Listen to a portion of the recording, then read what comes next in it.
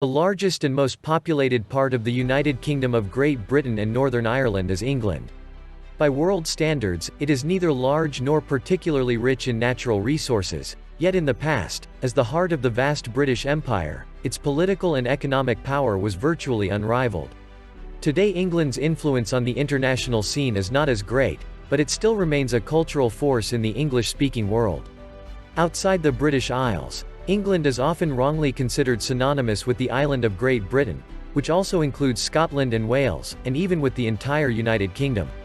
England, however, no longer officially exists as a country and enjoys no separate political status within the United Kingdom. In contrast, the other three parts of the country, Scotland, Wales, and Northern Ireland, all have varying degrees of self-government in domestic affairs. Formed by the union of small Celtic and Anglo-Saxon kingdoms during the early medieval period, England has long comprised several distinct regions, each different in dialect, economy, religion, and character. Even today many English people identify themselves by the regions or shires from which they come, for example, Yorkshire, the West Country, the Midlands, and keep strong ties to those regions even if they live elsewhere. Yet commonalities are more important than these differences, many of which began to disappear in the era after World War II, especially with the transformation of England from a rural into a highly urbanized society. Land and climate. England's total area is about 50,000 square miles, 130,000 square kilometers, or 53% of the total area of the United Kingdom. It is bounded by Scotland on the north and Wales on the west. The east coast of England is washed by the North Sea and its northwest coast by the Irish Sea. Its southwestern corner juts into the Atlantic Ocean, while the south coast is separated from France by the English Channel. At its narrowest point, the Strait of Dover, the channel measures only 22 miles, 35 kilometers. The estuaries of major rivers penetrate the coast, and no place in England is more than 75 miles, 120 kilometers, from the sea. Topographic features. England consists mainly of lowlands. Only in the northwest, in the area known as the Lake District, are there mountains of any height. Here the highest summit is Scafell Pike, with a height of 3,210 feet, 978 meters. These mountains are of the same geologic age as the mountains of Scotland and northern Wales and were worn down during the Ice Age by the movement of glaciers, which formed valleys now filled by lakes. A chain of lower mountains and hills extends from east of the Lake District southward to the center of England. This range is known as the Pennines and contains several peaks that are more than 2,000 feet, 600 meters, in height.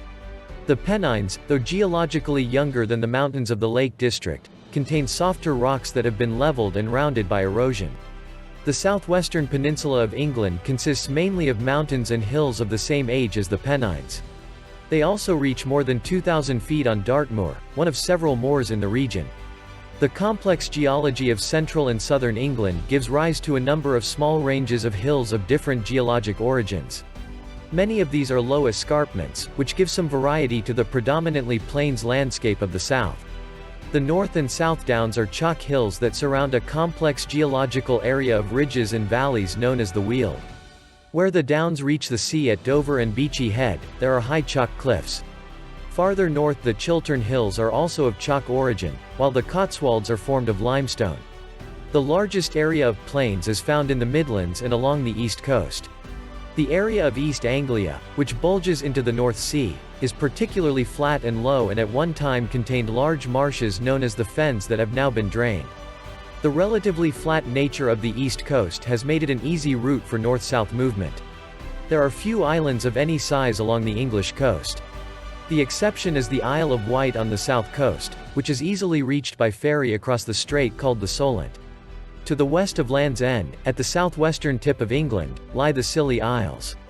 Because of its relatively small size, England contains few long rivers.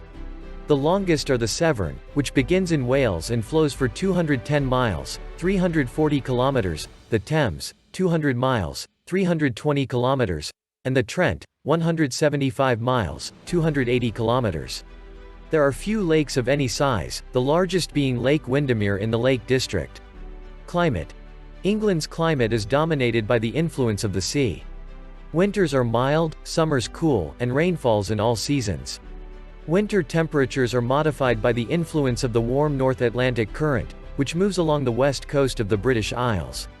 Summer temperatures are influenced by England's location in northern latitudes. Most of England has summer temperatures of 60 to 62 degrees Fahrenheit, 16 to 17 degrees Celsius, and winter temperatures of 40 to 42 degrees Fahrenheit, 4 to 6 degrees Celsius, with somewhat warmer temperatures in the southwest. The amount of rain and snow varies greatly with location. It is about 20 inches, 50 centimeters, on the average per year in parts of the east and more than 45 inches, 115 centimeters, in the southwest. The mountains of the Lake District receive the most precipitation, with more than 80 inches, 200 centimeters, on the average in a year. Because of the mild winter temperatures, snow does not lie for long even on the mountains. People and culture. More than 4/5 of the people of the United Kingdom live in England, about 80% of them in cities. Its population density is the highest by far among the 4 parts of the United Kingdom as well as one of the highest in Western Europe.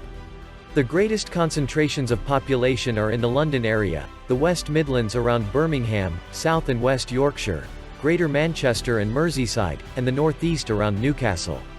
Greater London has a population of more than 7 million. Greater Manchester and Greater Birmingham each have populations of more than 2 million. Ethnic groups and languages. Most of the people of England describe themselves as white British. They are descended from various peoples who invaded the British Isles from continental Europe, including the Celts, the Anglo-Saxons, the Vikings, and the Normans. Of the non-British Europeans, the Irish are the most numerous. Ethnic minorities make up about 9% of England's population, the highest percentage among the 4 parts of the United Kingdom. South Asians from India, Pakistan, and Bangladesh make up the largest minority group, followed by blacks from the Caribbean and Africa. The majority of the non-white population lives in London and the industrial cities of the Midlands, such as Birmingham, Liverpool, and Manchester. Though some immigrants speak their own languages, the dominant language is English. A form called Standard English is taught in the schools, but there are many local dialects and accents. People from different regions sometimes have difficulty understanding one another. Film, television, and radio, however, have spread standard English words and pronunciation around the country. In some cities, particularly London, there are groups of Welsh people who maintain the use of the Welsh language. In Cornwall, the Old Cornish language, a Celtic language similar to Welsh, has been revived after about 200 years of virtual extinction and is taught in some schools. But the language is rarely used in everyday life. Religions. Christianity is the main religion in England. The majority of the people belong to the Church of England, sometimes known as the Anglican Church. It is the established state church with the reigning king or queen as its head. Non-Anglican Protestant churches in England are known as nonconformist or free churches. The largest of these is the Methodist Church. Other nonconformist churches are the Baptist, United Reformed Church, formed by a merger of Congregationalists and Presbyterians, Unitarian, Quaker, and Salvation Army. The Roman Catholic Church has a considerable following, especially around Liverpool, where many people of Irish origin live. The biggest non-Christian group is the Muslims, who number about 1.5 million.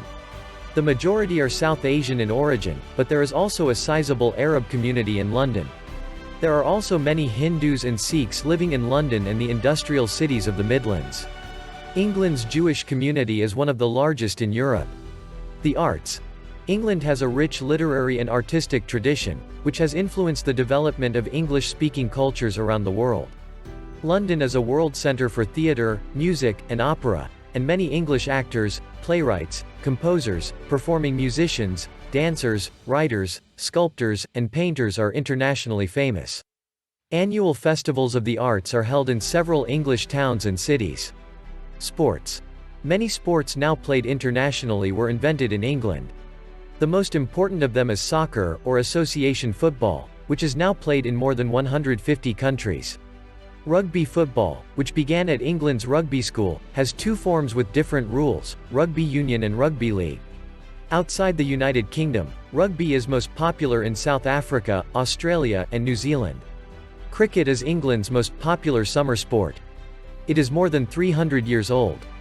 It is not very popular in the parts of the British Isles outside England and thus can be regarded as the English national sport. But the game spread to many parts of the British Empire, including Australia, New Zealand, India, Pakistan, and the West Indies. Education. Education in England has a long and distinguished history. Some of its most famous schools and universities were founded in the Middle Ages and are among the oldest in Europe. Education remained for long the privilege of a small elite group. Free, government-run education did not appear until the beginning of the 20th century. Everyone between the ages of 5 and 16 must now go to school. Children generally first attend primary school and then transfer to secondary school at the age of 11. Most attend comprehensive schools, which accept pupils without reference to ability. Others go to grammar schools or secondary modern schools, which they enter after taking a special examination at age 11. A growing number of secondary schools are specializing in a particular area of study, such as business, science, technology, or art. A small number enroll in private schools, which are not part of the government system. Some of these are known as public schools, which are generally attended by the children of the wealthy. Most public school pupils live in residential houses attached to the school. Among the most famous public schools for boys are Eton, Winchester, and Harrow. Notable public schools for girls include Cheltenham, Roedean, and Wickham Abbey. The oldest universities are Oxford and Cambridge, founded in the 12th and 13th centuries, respectively. These universities have remained the most prestigious in England. In the late 19th and early 20th centuries, universities were established in such industrial cities as Birmingham, Manchester, Newcastle, Liverpool, and Leeds. During the 1990s, the number of universities doubled, with locally run schools being redesignated as full universities and coming under the authority of the national government. Economy. England is the driving force behind the United Kingdom's economy, which ranks among the strongest in the world. Historically, England has been a powerhouse in manufacturing and foreign trade. Today, services are the foundation of the economy, owing particularly to London's role as an international financial centre. Agriculture and fishing. Environmental factors influence the types of crops grown in different parts of England. The major grain crop is wheat, which requires dry, sunny weather for ripening and is thus grown in eastern and southern England. Barley, which can thrive in areas with cool summers and poor soil, is grown mostly to feed livestock and to brew beer. Other significant crops include potatoes, sugar beets, and rapeseed, the source of canola oil.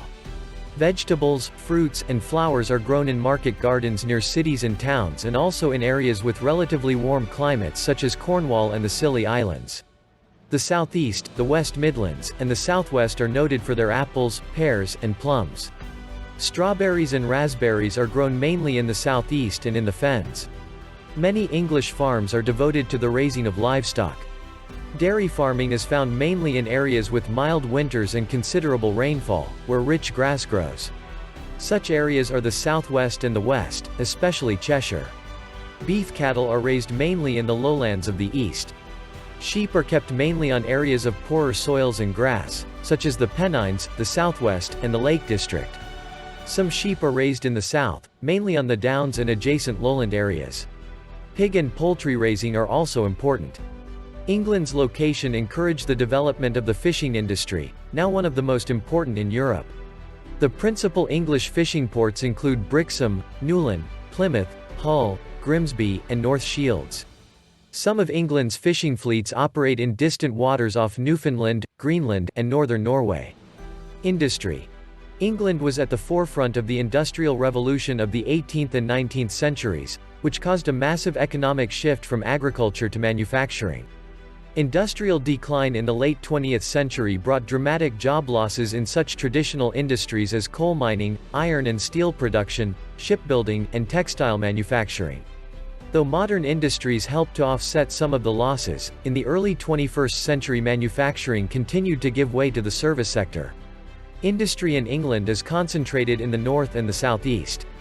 Major industries located in northern England include food processing, brewing, and the manufacture of chemicals, textiles, computers, automobiles, aircraft, clothing, glass, and paper products.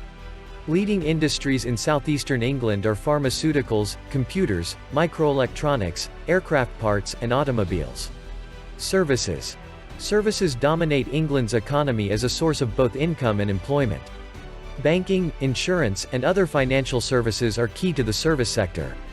Although London dominates in financial services, finance is also important in other cities, such as Leeds, Liverpool, and Manchester. Other major service activities include retail, distribution, media and entertainment, education, healthcare, hotels, and restaurants. Tourism is an important branch of England's economy. London is by far the most visited city. Millions of British and international tourists annually visit London attractions such as the British Museum, the National Gallery, Westminster Abbey, St. Paul's Cathedral, and the Tower of London. Other visitors travel beyond the capital to take in Canterbury Cathedral and York Minster. Transportation. England has a dense transportation network of roads, railroads, and airways. More than 80% of freight is moved by highway, and about 15% by rail. About 85% of passenger traffic also moves by road. Highways radiate from London in all directions. London, other large cities, and towns are linked by an efficient train system. Several high-speed freight trains serve the major industrial centres. London's subway system, called the Underground or the Tube, covers some 250 route miles, 400 kilometres. The Channel Tunnel links England with France by means of a rail tunnel underneath the English Channel. The most important English ports in terms of tonnage handled are Grimsby and Immingham on the Humber River, Tees and Hartlepool in the northeast, and London. Other freight ports of note are Southampton and Liverpool. The leading port for passenger traffic is Dover. London's Heathrow Airport is the world's busiest for international flights. Other international airports serving London are Gatwick, to the south, Stansted, to the northeast, and Luton, to the northwest. Manchester, Birmingham, and Nottingham, Newcastle, and Bristol also have major airports. Government. England, unlike Scotland, Wales, and Northern Ireland, does not have a regional government that is separate from the central government of the United Kingdom. However, several departments of the central government focus on the day-to-day affairs of England. In addition, 9 government offices, GOS, spread across England are responsible for administering central government policies on a regional basis. England has several types of local governments. Its 34 counties are subdivided into lower-level units known as districts, boroughs, or cities. England also contains 46 administrative units called unitary authorities, which handle all local government functions. Many, but not all, of the unitary authorities are cities. England's 6 metropolitan counties are divided into 36 metropolitan boroughs, whose responsibilities are similar to those of unitary authorities. Some cities in England, such as Birmingham, Manchester, Liverpool, and Leeds, constitute metropolitan boroughs. Greater London is a unique administrative unit. The central government and a unit called the Greater London Authority share responsibility for administering the city. The lowest tier of local government in England consists of parish or town councils. Parishes are civil subdivisions, usually centered on a village or small town, that are distinct from church bodies. They deliver local services and take part in regional planning. History. Thousands of years ago the British Isles formed a peninsula of continental Europe, and the English Channel was a broad plain.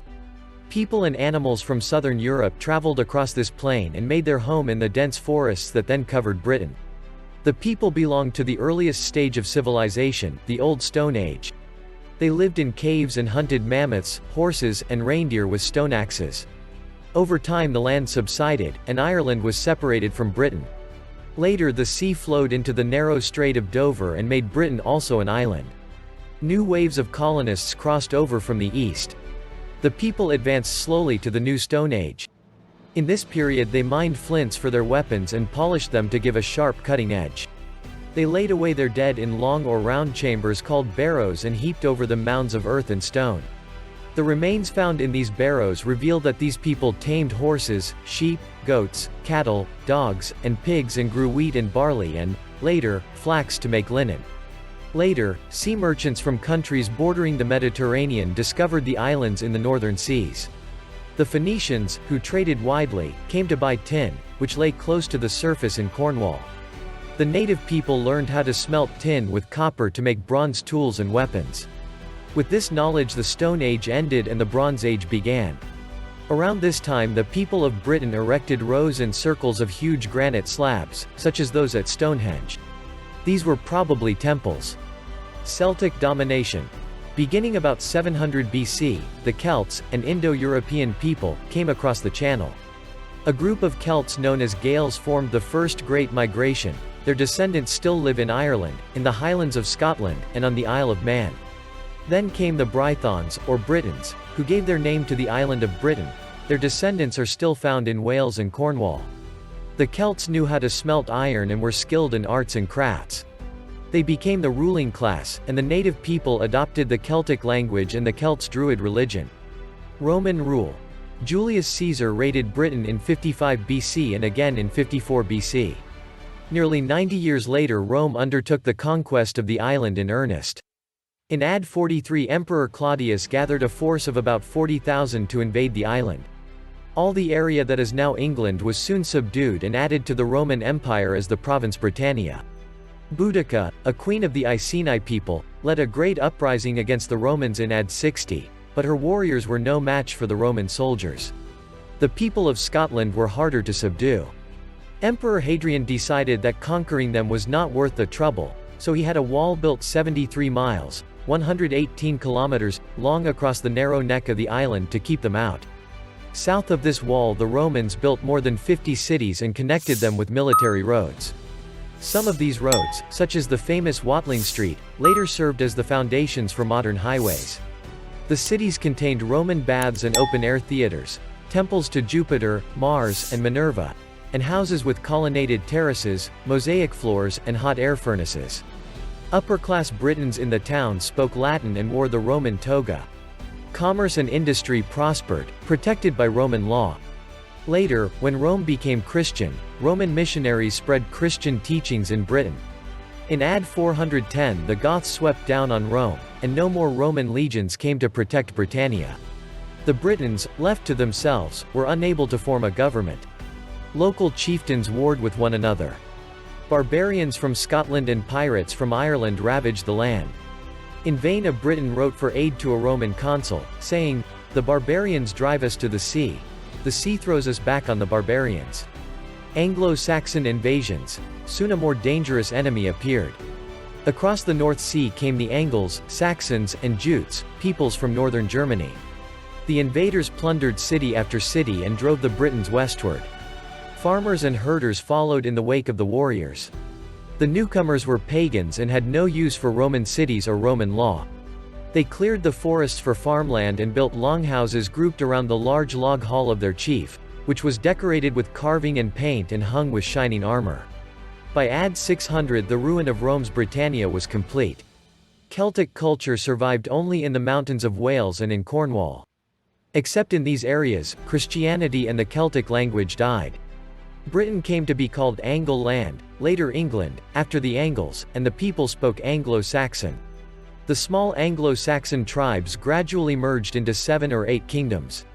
The Jutes, a small tribe, held the Isle of Wight and land to the north. The Saxons established themselves in Wessex on the south coast. The Angles ruled Mercia in the Midlands, East Anglia on the east coast, and Northumbria in the northeast. Mission of Augustine. In 597 Augustine, an Italian monk, landed with 40 followers on the coast of Kent, in southeastern England. He had been sent by Pope Gregory I to win the Angles over to Christianity. He baptized Ethelbert, King of Kent, repaired the old Roman church at Canterbury, and founded a Benedictine abbey there. The Pope made him Archbishop for his services. From that time on, the Archbishop of Canterbury has been Primate of the Church of England. Christianity spread rapidly. Learned monks brought to England a knowledge of architecture, law, philosophy, and Latin. A new civilization began to take shape, but it was checked by another invasion. Danes invade England. The new invaders were Vikings from Norway and Denmark. The English called them Danes. Scattered Viking raids began in the late 8th century. Large-scale raiding began in the second half of the 9th century. Then permanent settlers poured in. The Danes were farmers and traders as well as warriors. When they founded a town, usually a port, they fortified it and opened a market. All of eastern England north of the Thames passed under the rule of the Danish jarls, or earls, and came to be known as the Danelaw. The Danes would probably have wiped out Christianity in England if it had not been for Alfred the Great, King of Wessex. Alfred defeated the Danes' great army at Chippenham in 878 and forced the Danish leader to sign a treaty agreeing to leave Wessex free. The Danes promised also to be baptized, and many did become Christians. Alfred began English prose literature by translating Latin books into Anglo-Saxon. He also built schools and ordered the Anglo-Saxon Chronicle, the first historical record of England, to be begun. When Alfred died in 899, his son Edward succeeded him. Helped by his sister Ethelfleda, ruler of the Kingdom of Mercia, Edward led a series of campaigns in which he recaptured the Danelaw. The conquests brought almost all of England under Edward's control. His son and successor, Athelstan, brought neighboring kingdoms under his control to create the first united English kingdom. A century after Alfred's time, the Danes started once more to raid England's shores. In 991, the incompetent Ethelred the Unready tried to buy them off by paying them yearly a large sum in silver, called the Danegeld, or Dane tax, which was raised by a heavy tax on the people. Nevertheless, the Danes came again, and in 1016 Canute, the King of Norway and Denmark, made himself King of England also. He proved to be a wise and strong ruler, but after his death his empire fell apart, and in 1042 the Danish dynasty in England ended. The English line then returned to the throne with Edward, son of Ethelred. He had been reared by French monks and was called the Confessor. Norman conquest, 1066. While the Danes were invading England, other Vikings raided the coast of France. On the southern shore of the English Channel they established the Duchy of Normandy. These Vikings, called Normans, adopted the French language and culture. In the 11th century the Duchy of Normandy was rich, populous, and powerful. When Edward the Confessor died childless, William, Duke of Normandy, claimed the English crown. He was a second cousin of Edward, and he had exacted an oath from Harold, Earl of Wessex, to support his claim. Nevertheless, the Witan, or King's Council, elected Harold king. William appealed to the Pope. The Pope supported William and declared Harold guilty of perjury. William gathered together an army of 4,000 to 7,000 cavalry and foot soldiers and set sail for England. Harold met him with foot soldiers armed with battle-axes. The two armies clashed in the famous Battle of Hastings on October 14, 1066. Harold was killed on the battlefield. The victorious William went up to London and was crowned King of England in Westminster Abbey on Christmas Day. He was called William I, though he is commonly known as the William the Conqueror. William's defeat of Harold is known as the Norman Conquest. However, the subjugation of England was not yet complete. William faced a number of revolts in his new kingdom. He seized the land of all Anglo-Saxons who fought against him and distributed it among his Norman followers, except for vast tracts that he kept for himself as crown lands. On his own estates and on those of favored barons, nobles, he ordered strong fortified castles built. By early 1067 William believed his control over England was strong enough that he could go back to Normandy. He entrusted the rule of his kingdom to Bishop Odo, his half-brother, and William Fitz-Osbern, one of his closest supporters. William would soon need to return, however, as the revolts continued. An early leader of the resistance against Norman rule was Edric the Wild. He was a wealthy Anglo-Saxon noble who held lands in Herefordshire and Shropshire, on the border with Wales. William confiscated these lands, but Edric refused to turn them over to the Norman earls. He assembled an Anglo-Saxon army and formed an alliance with Welsh princes to battle the Normans. Edric and his allies attacked the Normans in Herefordshire, laying waste to the city of Hereford before retreating into Wales. Edric led more raids against the Normans in 1069 before surrendering and swearing allegiance to William. The city of Exeter, in the southwest, was another site of rebellion. Githa, mother of King Harold, had taken refuge in the city after the conquest and was determined to resist the Normans. In 1068 William led an army toward Exeter. City leaders sent a delegation to negotiate a surrender, but the people of Exeter refused to honor the agreement. They barred the city gates, leading William to lay siege to the city. The Normans dug tunnels under the city walls, eventually causing a partial collapse. After 18 days, Exeter surrendered. Githa and her daughter escaped. In the same year, a major uprising began in the north, centered on the city of York. It was led by Edwin, Earl of Mercia, and his brother Morcar, Earl of Northumbria. The northern rebels rallied around Edgar the Atheling, an Anglo-Saxon prince who had been proposed as King of England after Harold's death. They were supported by the Scots and the Danes. After William's early attempts to subdue the north proved unsuccessful, he tried a new strategy. First he paid the Danes to leave England. Then, in the winter of 1069, he launched a savage campaign that is remembered as the Harrying of the North. His troops hunted down and executed rebels while also slaughtering livestock and burning crops to eliminate food sources for anyone else who might think of rebelling. The campaign led to a deadly famine and forced many of the survivors to flee. In the wake of the harrying, northern earls began to swear allegiance to William. However, the unrest was not yet over. In the spring of 1070 the Danes attacked again, this time led by King Sweyn II. At Ely, in Cambridgeshire, they joined forces with a local Anglo-Saxon nobleman, Hereward the Wake. Together they sacked Peterborough Abbey. Soon after, Sweyn made peace with William, and the Danes returned home. Hereward continued the fight, establishing himself on the Isle of Ely. That inaccessible site became a refuge for Anglo-Saxon fugitives, notably Morcar of Northumbria. William's forces eventually captured the isle, but Hereward managed to escape. Yet another revolt broke out in 1075. The events leading up to that uprising began with the death of William Fitz-Osbern in 1071. His English lands were inherited by his younger son, Roger de Breteuil. Roger was dissatisfied with his inheritance and blamed William for reducing his lands and his power. Roger conspired against the king with other earls who had similar grievances, including Ralph de Gale, Earl of Norfolk. The revolt failed, and in 1075 Roger forfeited his estates and was imprisoned for the rest of his life. Waltheof of Northumbria, the last surviving English earl, was executed for treason. England under William I. The date of the Norman conquest, 1066, is one of the most important dates in English history. The conquest cut England's ties with Scandinavia and connected England with France. French, the language of the Norman rulers, became blended with the Anglo-Saxon speech of the common people, enriching the native language with many new words and ideas. Wooden churches and abbeys were replaced with beautiful stone buildings in the Norman style. Foreign monks and bishops, brought in by the Normans, made the monasteries centers of learning.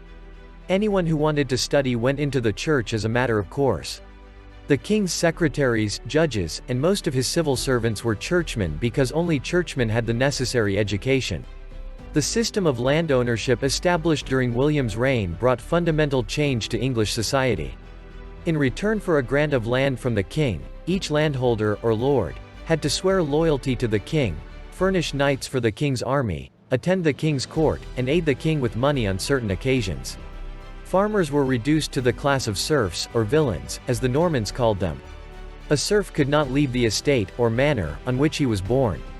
This system of land tenure was the basis of feudalism, which held sway all over Europe in the Middle Ages. The efficiency of William's rule is shown by the survey he had made of all the property in England. His agents visited every manor, found out who owned it and how many people lived there, and reported what the feudal lord should pay the king in taxes and feudal service. The findings were recorded in the famous Doomsday Book. It was called Doomsday, Day of Doom, because no one could escape its judgment. When he was crowned, William I promised to govern according to the laws of Edward the Confessor. The Anglo-Saxon Witan survived in his General Council of Advisors, the Curia Regis, which was attended by earls, barons, bishops, and abbots, but the council no longer had the power to choose the king.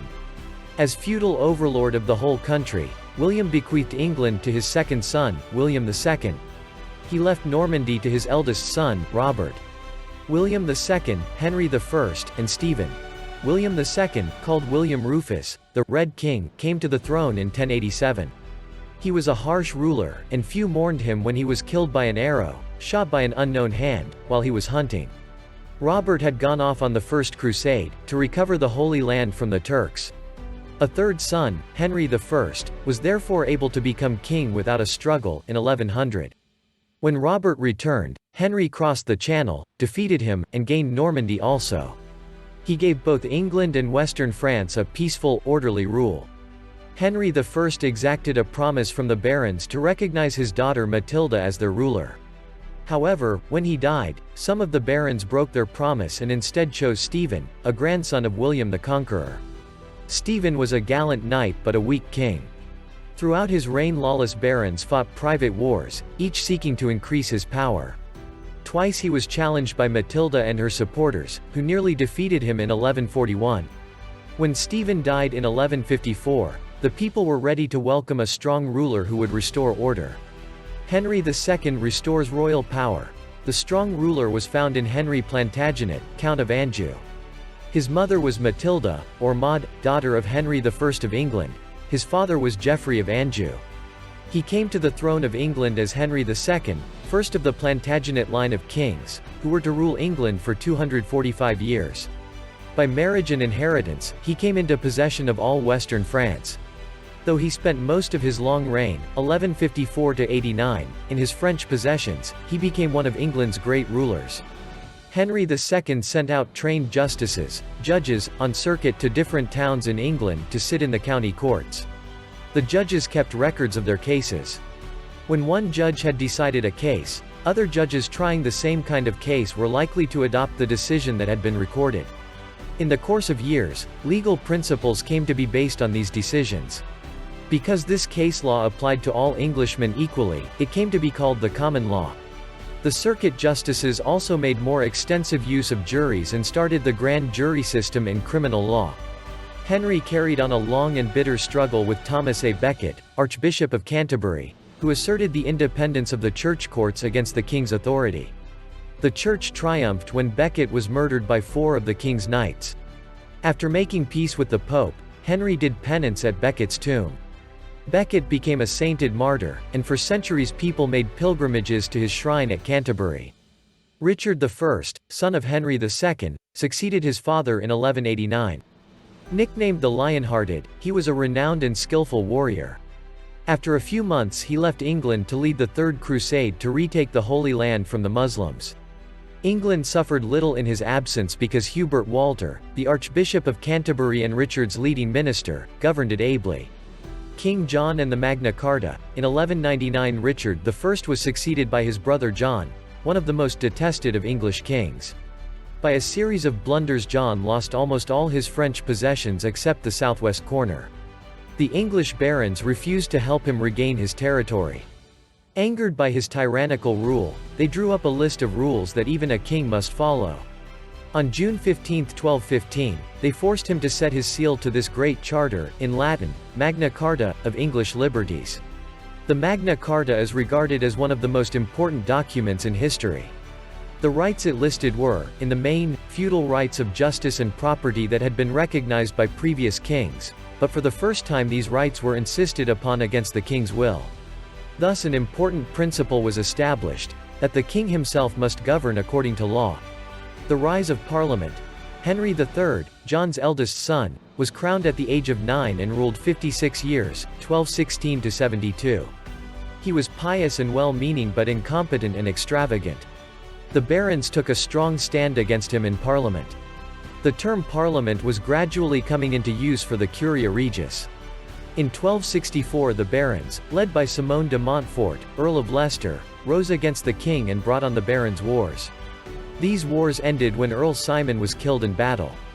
Henry III's son, Edward I, who ruled England from 1272 to 1307, wisely accepted the limitations on the king's authority. His Parliament of 1295 is called the Model Parliament because it included representatives of shires, counties, and towns as well as the Curia Regis. Many of the laws passed in Edward's reign exist in modified form today. Edward I conquered and annexed Wales but failed in his effort to subdue Scotland. He died on his way north to put down an uprising led by the Scottish hero Robert Bruce. His incompetent son, Edward II, then took up the task and was decisively defeated by Bruce at Bannockburn. In 1327 Parliament used its new power to depose Edward II and place his son, Edward III, on the throne. Flowering of English medieval life. The 13th century was a time of great enthusiasm for art and learning. In architecture the low, square towers and rounded arches of the Norman period gave way to the delicate spires and pointed arches of the early English, or Gothic, style. New learning was brought into England by friars and other scholars from the continent. Oxford University won renown all over Europe. One of its teachers, Roger Bacon, a friar, urged the study of nature and the experimental method in seeking knowledge. The Crusades opened commerce with East Asia and brought in new ideas. Towns became noted for particular manufactures. Craft guilds held a monopoly of manufacture, and merchant guilds controlled local markets. Foreign merchants were allowed to sell their wares only at certain annual fairs. The 100 Years' War and the Black Death. Knighthood was still in flower while Edward III was on the English throne from 1327 to 1377. The king himself excelled in warfare. His reign began the long struggle with France called the 100 Years' War. In 1346 Edward's army won a brilliant victory at Crécy with a new English weapon, the longbow. The next year Edward took Calais, a French seaport. In 1356 his son Edward, the Black Prince, won the famous Battle of Poitiers. The war had come to a temporary halt when a plague epidemic called the Black Death swept over Western Europe in 1348–49. More than a fourth of England's population died. Whole villages were wiped out, and great areas of farmland went to weeds. The serfs who survived demanded high money wages. If their lord refused, they moved to another manor. In 1351 the government passed the Statute of Laborers, which tried to halt the rise in wages and bind the laborers to their manors, but it could not enforce the law. The landlords sought labor at any price, and the laborers formed alliances to resist the law. Priests led by John Wycliffe, called Lollards, and other traveling preachers increased the discontent by denouncing the landlords. Richard II, grandson of Edward III, was 14 years old when a great band of peasants, headed by Wat Tyler and John Ball, marched on London from Kent in 1381. Richard promised to help them, and they returned peaceably to their homes. The king did not keep his promise. Within a week the judges hanged 1,500 ringleaders of the revolt. The feudal system of villeinage, however, could not be revived. The serfs were gradually giving way to a new class of farmers, free yeomen. Richard II thirsted for absolute rule and came into conflict with the powerful barons. His cousin Henry, Duke of Lancaster, led a revolt against him in 1399, imprisoned him in the Tower of London, and compelled him to abdicate. Parliament then placed Henry on the throne of England as Henry IV. The House of Lancaster ruled England only 62 years, 1399 to 1461. During this period 3 Henrys, father, son, and grandson, wore the crown. Their reigns were filled with plots and rebellions, murders and executions. Parliament had made them kings, and they needed its support to keep the throne. They therefore consulted it on all affairs. You can subscribe to support our channel and turn on the notification bell to be notified of new videos.